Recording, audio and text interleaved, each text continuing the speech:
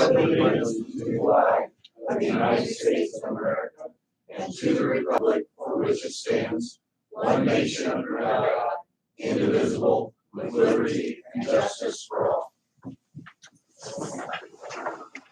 Okay, roll call please, Kara. Steve Beardsley, Present. Mike Bright is absent, Brant Fuller, Present. Joe Palmer, Present. Megan Sheets, Clarence Worthen, Present. Eric Woods. Present. Okay, first up on the agenda, the minutes for the May 23rd, 2022 regular meeting. I'll make a motion, we approve May 23rd minutes.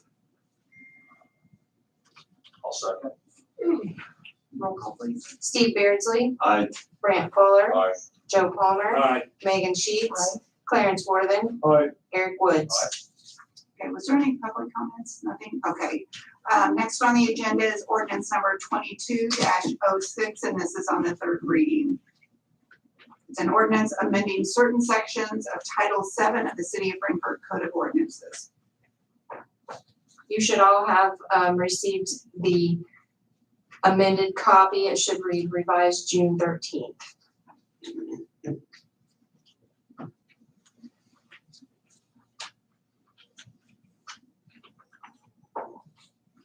I'll move to pass ordinance 2206 on third and final reading. I'll second that. Do we have any other questions, comments? Okay, roll call please.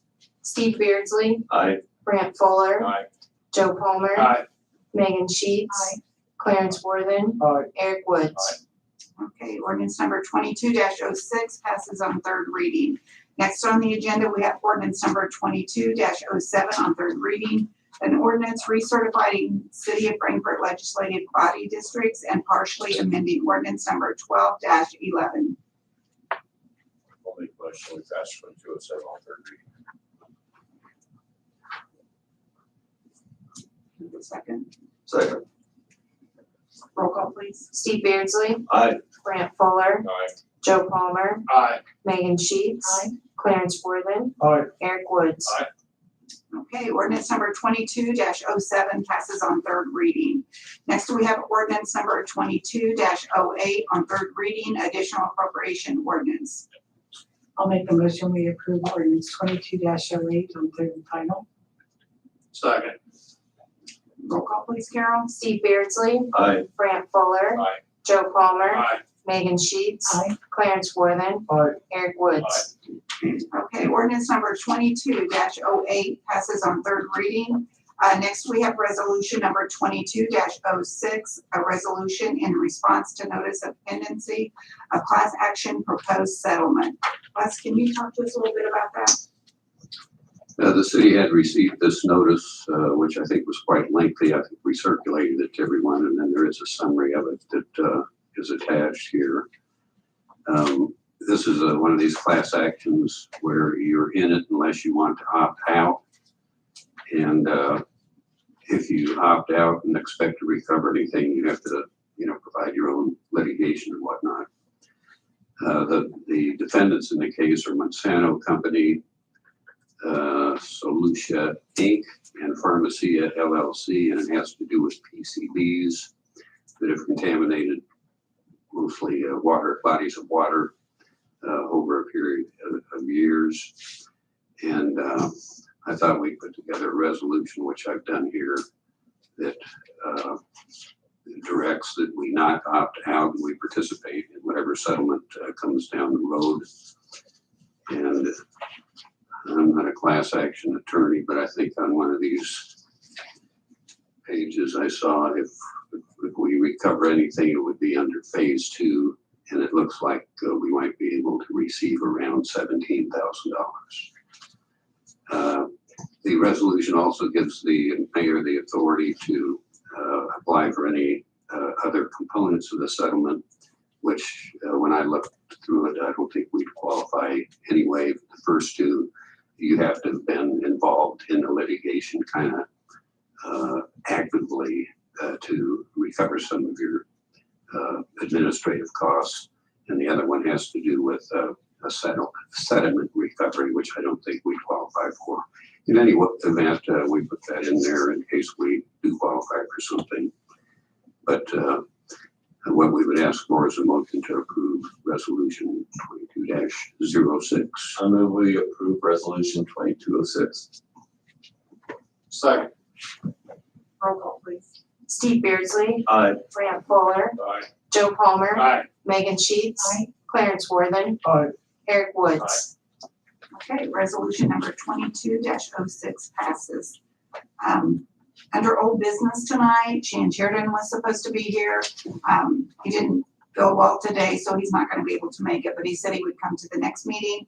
He'll talk to us about the READY grant and also the hotel survey that they've been doing, study. Does anybody have anything else under old business? Okay, under new business, I wanted to bring up about the health insurance meeting, July 18th at 7 PM. And I believe that's with the USB. Is that correct, Kenton? Yes. Mike and, so Les, they were gonna have, it's a meeting to talk about the clinic and a couple other things, and Jay's gonna be here. And they're gonna do it during a USB meeting, invite the council to be there. Would we need a special notice or something probably? Okay, so we need to work on the special notice. In conjunction with that, this kind of old business too, any progress on updating and upgrading our ability to attend meetings remotely? Right now, our technology just isn't up to snuff on doing that kind of thing, and I won't be in town that date, but I would love to be able to attend. But with the kind of stuff that we have available, it's a waste of time to attend. You can't hear what's going on in the room. They can't hear you. There's no response, no ability to respond and to be involved. Are we going forward on trying to do anything with that? I don't know about, because it's gonna be at the IT building, is that correct? Do you guys have a way to do that, or? We could, but we also had trouble with the sound and stuff like that. I mean, we've done it, but we haven't been recording them or putting them out on YouTube or Oh, you anything like haven't that. been, okay. I'm It just got obviously- too bad. I'm obviously not a tech person, everybody knows that, but I do know that over the last several years during COVID and everything else, I've attended a lot of business meetings of small companies that have really good ability to attend remotely, and it just seems like that's something we need to upgrade. Yeah, Yes, ma'am. didn't we do something here a while back? Did you, I was thinking we paid for something about. We still have GoToMeeting available, Okay. but I don't know how it meeting. functions with the YouTube going at the same time. That's the issue. Ours will be available on Zoom, which is pretty much a one-to-one type thing. Uh-huh. And if we can get you an invitation to ours on Zoom, that you could be, I might try that, but again, it's the just, real problem is hearing the speakers out in the room. yeah. So that's what I was wondering, because we did the go-to meeting, would that work for Steve? We could try to work something up. It's Try an to see issue what with we can doing do. the broadcasting at the same time. And this isn't just specifically about this, it's more of a general comment. So again, I There's want to gotta be be a able way to, to, I know that that. like meetings in the conference room, if you call in, you can hear 2 or 3 people in the room sporadically. You can't see anything on the screens. They can't never hear you talking. It's just, you're not really effectively being part of that meeting. I don't know if that's something we could work with Shane on? To see if We he can help try, us. I mean, Yeah. we've tried everything. This room's much better than what our room is when you do it, but, we can see, I mean, if we just had probably what we need is a microphone up to the podium like what you guys have, and it would be better. Yeah, the policy needs to be anybody talking comes to this podium, and then they can be piped through the system. You know, we talked with ACCS as one vendor that could make that happen, and it really comes down to not letting people in the audience just speak. Mhm. It's not fair to the people that are on remotely. And if memory serves, I think we're probably in the neighborhood of $4,000. That's what I'm thinking. $4,000 to upgrade what we have now to be able to at least get it on the ground floor of what you're talking about, Steve. I just know that when I first went on council, I wasn't unable to, I could attend, and I did attend some meetings remotely, but you couldn't vote. And COVID forced the hand of the legislature to move the world into the 21st century. And just think it makes sense for us to come alongside them. And what we passed would allow you to participate in the meetings. Yeah. That's if you can do it, it's the Yeah. problem. Yeah, that's Yeah. right. So, Okay. yeah, let us do some more checking on that and see what we can do. Mhm. Also, do we want to talk about the budget hearings in August? I've got my phone, so I don't have the dates. Normally, we've done that, I think, in the past, somewhere between the 1st and the 15th, I think, of the month. Can I throw out the 9th as a date to consider, just as a starting discussion? That's a Tuesday, and we have a council meeting Monday night. Do you think we'll try to, like we did in the past, just one day, just make it a long day? That's been working. Yeah, I think it's worked well. What about the not-for-profits? Are you interested in them being here, sending anything to us, or? I think we dispense with that. Unless they have significant changes, and those changes are all should go through the Board of Works, they're all in the Board of Works budget, is that correct? Well, we have Humane Society, and then the other was the ARPA money that we were gonna use, but that non-discretionary, that was through the council, and that's not in there anymore. And Yeah. we were fine. Yeah, so it'd be Main Street and, I think Paul Philippi. We didn't, I don't recall them making a presentation I don't think they did. previously, we allotted.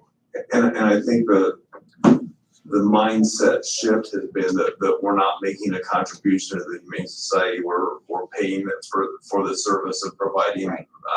The animal control Yes, alongside the our police portion department. of what they do, well, Yeah. probably not our portion, but But again, the idea was getting away from choosing winners, because there's so many good not-for-profits in the community. It's more of we're making this expenditure because it's something they provide to the city.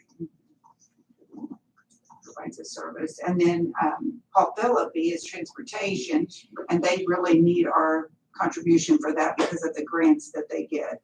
And then also we support Main Street, and I think that's basically the only ones that we have right now in there, so. I'm good with the 9th, if that's when everybody wants to. August 9th. How's that look for Start everyone? at 8, sorry. Yeah. 9. No, I get 8, probably is what we did before. We've been starting at 8.